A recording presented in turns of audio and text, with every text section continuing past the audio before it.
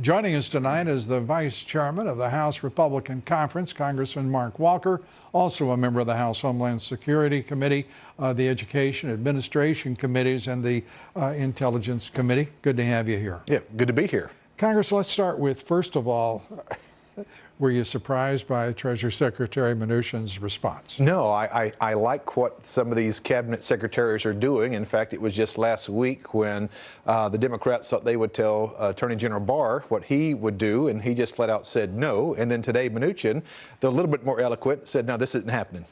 It is a wondrous thing to behold. As you suggest, when Barr said no, what would you do with them? He said, and to see the Treasury Secretary say no, you're being preposterous, politically motivated annoyances, and go away. I mean, sure. I love it. Well, you look at the history there, even for Attorney General, with Loretta Lynch and Eric Holder, people that obviously the administration was able to ploy and pawn whatever they needed to be able to take care of. So now you have some strong people in these positions who are saying, no, you're not going to use me as a legislative pawn in this game that you're playing. I think ultimately it's going to backfire on the majority of these Democrats. You know, even the situation with the Judiciary Committee and Gerald Nadler, he's already overreached without question. It's very clear the laws and regulations that the Attorney General is following appropriately and legally so. They're going to be, if they have to go to court, they're going to look like abject fools. You can't depend on the left-wing media to report faithfully that. You can't count on the Democrats to stop themselves, but the courts will. They will. And here's the thing, Lou. I've been in Congress now for about 4.5 years. Some of the elder statesmen of the Democrat Party, they know what's going on here.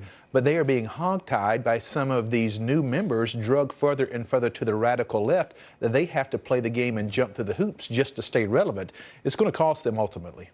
And there's an interesting turn, and that is on the part of the New York Times, saying in its editorial today to give the president the money that he's asking for the Southern crisis, which the New York Times of all outlets acknowledges, for at least the humanitarian cost of that crisis. Yeah, well, at least they're moving gradually. I think it took Jay Johnson, the DHS secretary under Obama, to finally come out and call this is a humanitarian crisis. To his credit. So now they're starting to move a little bit, but for them to block the president or say we're not going to support the $4.5 billion when the whole reason that are arguing this is a humanitarian perspective, it shows you the level of hypocrisy that is the Democrat Party today. No, they're not short on manifestations of hypocrisy, are they? Exactly. Let's turn to the crisis itself.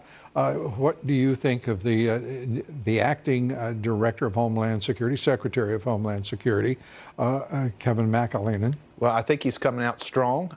Being a ranking member on the Committee on Homeland Security, we work directly, very much so, with DHS, where it was Kirstjen Nielsen, even Jay Johnson was there when I first arrived in Congress. This is somebody who needs to identify the issue and then to message well. Most of the American people had no idea of the trafficking that was going on the amount of drugs.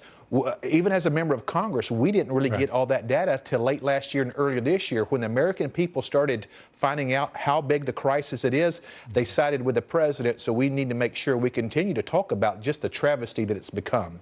And to see the number of Americans now agreeing with President Trump that it is a crisis, it's moved 17 points from January to last month. It has. For whatever reason, the Democrats aren't using that talking point anymore. Once you've educated the American people, whether it's this, whether it's the economy, whether it's other areas, they're going to say, wait a second, this President Trump's looking okay.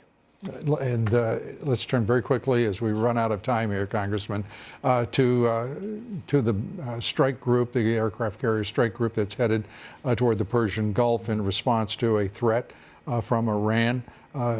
What can you tell us your thoughts? Thank goodness the president showed strength a year ago to get us out of this horrible treaty that sent hundreds of billions of dollars that we now have evidence that was being funded to Hamas and Hezbollah and some of these other terrorist groups that all members of Congress should be calling out. I think it's another sign of strength that we're going to show to the Iran, to the Middle East, that we're leading on these issues. Congressman, great to have you with us. Thank you, Lou. Congressman Walker.